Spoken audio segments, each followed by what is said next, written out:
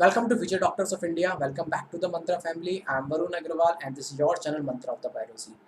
जैसे कि हमने हमारे जो पहले के लेक्चर से in the previous lecture that we discuss about the bud axillary bud apical bud and the accessory bud okay even like we discussed about the like advent and one more thing adventitious bud तो even like we discussed about the different kinds of adventitious buds also हमने देखा कौन कौन से type की एडवेंटिसिस bird होती है उनके एग्जांपल्स भी देखे तो आज के इस लेक्चर में मैंने बोला था like we start with the stem modification stem modifications के बारे में देखेंगे कि स्टेम में कौन कौन से मॉडिफिकेशन पाए जाते हैं ओके देखिए स्टेम आपका वही रहता है लेकिन कुछ मॉडिफिकेशंस उनमें हो जाते हैं लेकिन कुछ मॉडिफिकेशंस तो हम स्टेम में भी देख चुके होते हैं लेकिन अब बस वही है कि हम इसको मॉडिफिकेशन पॉइंट ऑफ व्यू से देखेंगे ठीक है बेसिकली स्टैम क्यों मॉडिफाइड करता है अपने आप को स्टैम देखिए मॉडिफाइड इसलिए करता है कि स्टैम में ऐसी कुछ चीज़ें होती है जो मॉडिफाइड हो जाती हैं जैसे कि अगर उनको वेजिटेटिव प्रोपोगेशन करना हो मतलब आगे बढ़ना हो ओके वेजिटेटिव अपने आप को आगे ग्रोथ करवानी हो उसके लिए फोटोसिंथेसिस के लिए फूड को स्टोर करने के लिए एंड रिप्रोडक्शन के लिए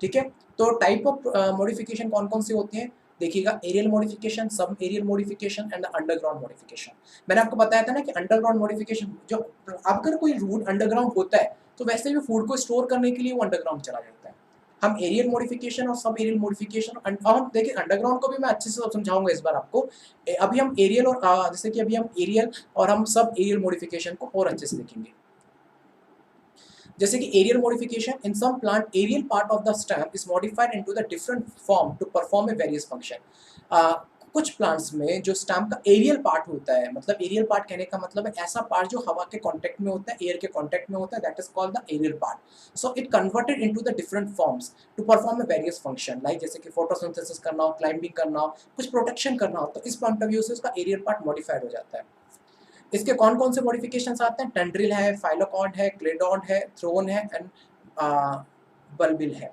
ओके प्यूलबिल है तो ऐसे डिफरेंट मॉडिफिकेशंस आते हैं हम हर मॉडिफिकेशन के बारे में देखेंगे अब देखिए टेंड्रिल वैसे तो टेंड्रिल अगर आपने देखा हो तो याद तो वीक स्टेम में हमने देखा था कि वीक स्टेम में आपका जो वीक स्टेम था तो वीक स्टेम के हम डिफरेंट टाइप पढ़ रहे थे क्रीपर ट्रेलर और टेंड्रिल तो टेंड्रिल में हमने देखा था कि आप टेंड्रिल में हमने देखा था creeper and creeper trailer and the climbing तो क्लाइंबिंग में एक टॉपिक था आपका टेंड्रिल तो जो टेंड्रिल था अब क्लाइंबिंग का एक पार्ट था टेंड्रिल तो ये टेंड्रिल वही मॉडिफिकेशन है Stem tendril which develop from axillary bird okay are slender and spiral coiled help to plant to climb जैसे देखिए क्या होता है मैंने आपको बताया था कि टेंड्रिल कहीं से भी निकल सकता है स्टेम से निकल सकता है स्टेम के एक्सिलरी बर्ड से निकल सकता है कई बार लीफ से भी निकल सकता है तो हम स्टेम की मॉडिफिकेशन पढ़ रहे हैं तो हम यहाँ देखेंगे स्टेम में भी कहाँ से निकलेगा स्टेम के में प्रेजेंट जो एक्सिलरी बर्ड है वहां से निकलेगा ठीक है तो कहाँ पाया जाता है गोट्स फूड के अंदर पाया जाता है कुकुम्बर है पंपकिन है वाटरमेलन है ग्रेप के अंदर ऐसे स्टेम टेंड्रिल पाए जाते हैं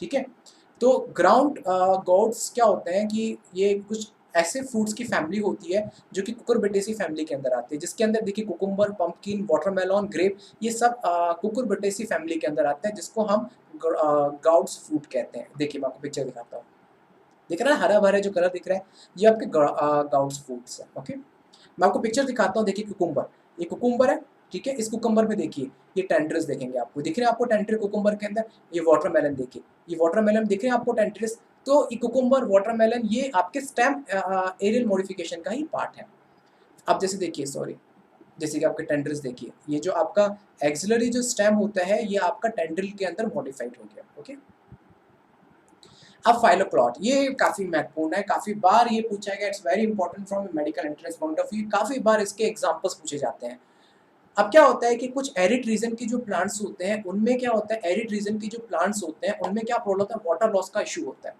अब वाटर लॉस के इशू में क्या होता है कि उनमें अब वाटर लॉस को बचाने के लिए the prevention from A water loss what happen the stem it become green okay and it start to do the photosynthesis and the leaf is converted into the throne or sometimes scaly leaf क्या होता है कि अब plant को बचाना है plant के water के प्रिवेंशन को रोकना है वाटर के लॉस को रोकना है सो दैट्स व्हाई वाटर के लॉस को रोकने के लिए उसकी जो लीफ होती है it converted into the thrones मतलब आपके नुकीले थ्रोन्स के अंदर कन्वर्ट हो जाती है क्योंकि अगर उसका थ्रोन का क्या होता है सरफेस एरिया कम हो गया तो ऑटोमेटिकली वाटर के लॉस को रोक सकते हैं एज वेल एज अब जो फोटोसिंथेसिस अब कौन करेगा भैया लीफ तो कन्वर्ट हो गई अब तो अगर थ्रोन कांटों में कन्वर्ट हो गई थ्रोन के अंदर कन्वर्ट हो गई अब प्रॉब्लम क्या होता है कि वाटर के प्रिवेंशन को तो रोक लिया, लेकिन फोटोसिंथेसिस करने के लिए भी तो सरफेस एरिया चाहिए होता है ना, वो भी खत्म हो गया।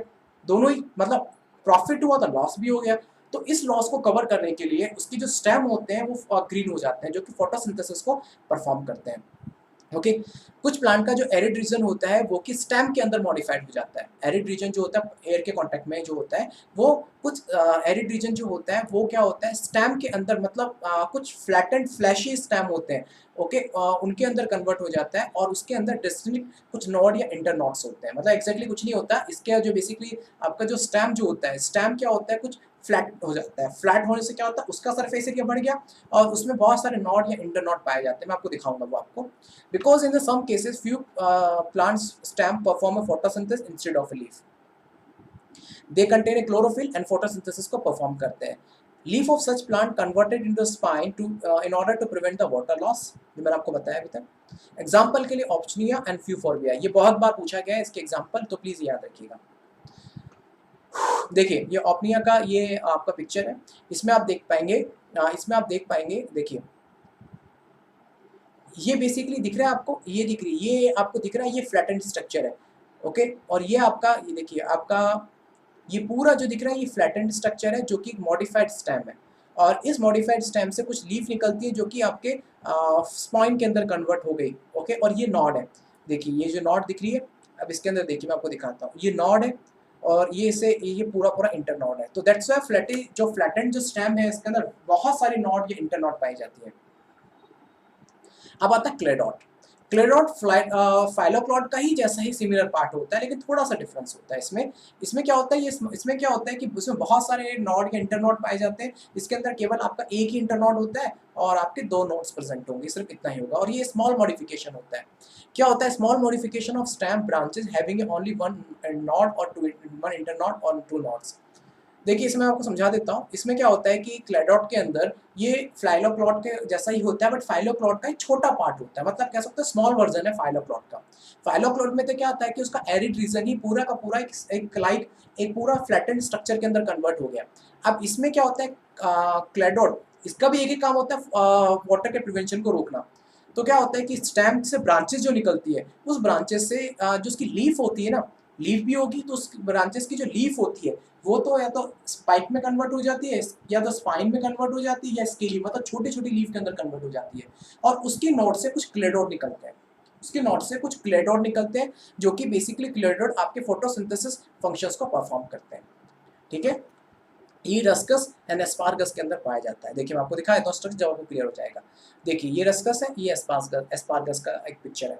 तो देखिए ये आपका आपका ये स्टेम था, स्टेम से आपका ये आपका स्टेम की ब्रांच है। उस स्टेम की ब्रांच से यहाँ पे आपकी ये जो आपकी लीफ पाई जाती थी नॉट के अंदर वो तो स्केली लीफ होगी, मतलब स्मॉल स्मॉल छोटी छोटी लीफ के अंदर कन्वर्ट हो गई, तो वाटर के प्रिवेंशन को कंट्रोल कर लिया। और उसी से छोटे छोटे स्पाइंस मतलब क्लेडोड निकलते हैं, आउट ग्रोथ कहते हैं जिसको हम। अब ये जैसे कि इस नोड से था तो यहाँ पे लाइक एक क्लोराइड निकल गया, उसके ऊपर एक क्लोराइड निकल जाता है, फिर जैसे जैसे आगे बढ़ता है तो यहाँ से एक क्लोराइड निकल जाता है। तो इस chloride is like out growth और यही फोटोसिंथेसिस का फंक्शन को परफॉर्म करता है। ठीक है ये देखिए फाइलोक्लॉड जिसमें स्पाइंस होते हैं। अब देखिए इसमें तो बहुत सारे नॉड और इंटर नॉड है, लेकिन इसके अंदर क्या होता है अगर आप इसके अंदर देखेंगे तो इसके अंदर केवल एक ही नॉड है। ठीक है एक नॉड है, ये एक नॉड है और ये बीच का इंटर नॉड है। तो इसके अंदर केवल दो नॉड और एक इंटर नॉड होते हैं।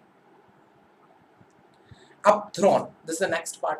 देखिए आपका क्या क्या कवर हो गया, फाइलोक्लोड हो गया, क्लेडोड हो गया, इससे पहले आपका स्टेम टेंड्रिल हो गया, अब आता है आपका थ्रोन। थ्रोन में क्या होता है इसकी जो एक्सिलरी बर्ड होती है वो कभी कभी क्या होता है एक्सिलरी बर्ड कुछ स्पाइक के अंदर फॉर्म कन्वर्ट हो जाती है।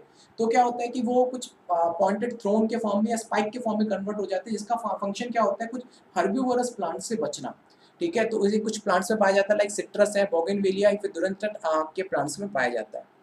ओके जैसे देखिए ये आपका बोगनविलिया प्लांट है जिसमें इसकी जो एक्सिलरी बर्ड्स होती हैं इसमें स्पाइन इसके जो स्टेम होता है ये स्पाइन के अंदर कन्वर्ट हो जाता है। देखिए आपको इसमें जो स्टेम होता है स्पाइन के अंदर मॉडिफाइड हो गया। तो जैसे क्या होता है कई बार बचाना होता है प्लांट्स को किसी दूसरे हर्बिवोरस एनिमल से बचाना होता है तो ये स्पाइक की वजह से बच जाते हैं। इसके अलावा सिट्रस में ही पाया जाता है, ये क्वेश्चन भी कई बार आया। सिट्रस के अंदर जो नींबू होता है, नींबू के प्लांट में भी थ्रोन पाए जाते हैं जो कि उसको बचाते हैं दूसरे एनिमल से। ठीक है तो यहाँ पे स्पाइक जो होता है ये बेसिकली या तो उसके नॉट से भी निकल सकता है ठीक है, ये इस नोड का मॉडिफिकेशन हो जाता है। अगर स्टेम के नोड के अलावा किसी दूसरे पार्ट से निकल जाए, मतलब दूसरे हिस्से से निकल जाए, तो वो स्टेम का मॉडिफिकेशन हो जाता है। ठीक है, इतना हो गया। ओके, इन सम प्लांट देखिए स्टेम वीक होता है, जब आपको पता है कि कुछ ऐसे प्लांट होते हैं जिसमें स्टेम वीक होता है, then aerial part of the plant propagate horizontally on the ground while the some part remain underground. ये आपको मैं बता रहा हूँ क्रीपर के बारे में। क्रीपर मैंने बताया था ना, जो क्रीपर आपका जो होता है, मैंने आपको बताया था creeper, trailer and the climber. ठीक है, तो ये क्रीपर के बारे में बता रहा है कि कुछ जैसे कि जो आपका बेस्ट एग्जांपल है स्ट्रॉबेरी और धूप ग्रास। उसमें क्या होता है कि मैक्सिमम जो आपका प्लांट होता है वो हॉरिजॉन्टली प्रोपोगेट होता है, लेकिन उसकी जो रूट होती है, एडवेंटिशियस रूट होती है, अंडरग्राउंड होती है, जो कि उसको स्ट्रॉन्ग करती है, जिससे कि वो कंटिन्यूअसली सरफेस के ऊपर रन कर पाता है। Lateral branches and adventitious root are formed at the node of the stem which help to plant for a vegetative propagation। मतलब पूरे प्लांट को सरफेस के ऊपर प्रोपोगेट करने में हेल्प करती है। क्रीपर प्लांट, इसको हम क्रीपर प्लांट बोलते हैं, जिसमें ऐसे बहुत सारे मॉडिफिकेशंस होते हैं इस चीज़ को परफॉर्म करने। क्रीपर प्लांट में भी बहुत सारे मॉडिफिकेशन होते हैं वेजिटेटिव प्रोपोगेशन के लिए। ठीक है, देखिए क्रीपर है, ये वही है, धूप घास का एग्जांपल है, मैं बता चुका हूं आपको। ये आपका ग्राउंड लेवल हो गया, ये आपका स्टेम हो गया, ये आपका नोड हो गई, और उसको नोड से नीचे एडवेंटिशियस रूट निकलते हैं, जो कि मिट्टी के सॉइल्स के पार्टिकल के बीच में पाया जाता है, जिससे कि आप देखते हैं धूप ग्रास जब आप खींचते हैं तो पूरा रस्सी की तरह खींचता हुआ चला जाता है। ठीक है, और क्रीपर प्लांट के बहुत सारे मॉडिफिकेशन है, ये भी हम पढ़ेंगे सारे। अब रनर है, स्टकर है, शकर है, स्टॉलन है, ऑफसेट है, ये क्रीपर प्लांट के मॉडिफिकेशन है। Creeper itself is a modification. अब क्रीपर में भी बहुत सारे अदर मॉडिफिकेशंस आते हैं। जैसे क्रीपर में होगा क्या, आपका वो प्लांट हॉरिजॉन्टली प्रोपोगेट होगा, वर्टिकली प्रोपोगेट नहीं होगा, लेकिन उससे क्या होगा कि उसके बहुत सारे उसमें बहुत सारे अदर मॉडिफिकेशंस भी होते हैं। तो क्रीपर एक बेस हो गया, जिसमें क्या होगा कि वो हॉरिजॉन्टली प्रोपोगेट हो रहा होगा, और उसकी जो नोड होती है, स्टेम की नोड से कुछ एडवेंटिशियस रूट निकल रही होगी, जो कि सॉइल के अंदर चली जाती है, और मिट्टी के जो पार्टिकल्स होते हैं, सॉइल के पार्टिकल के बीच की में जाने की वजह से वो स्टॉप वहाँ पे वो धंस जाती है बीच में, basically trap by the soil particles. अब वो बेस मान के चलें तो उसमें भी बहुत सारे मॉडिफिकेशंस आपको मिलेंगे, runner, sucker, stolen and offset के फॉर्म में। ये पढ़ेंगे हम नेक्स्ट लेक्चर में। ओके, सो जब तक घर पे रहिए, सेफ रहिए, अगर कोई समस्या हो तो जरूर बताइए। धन्यवाद।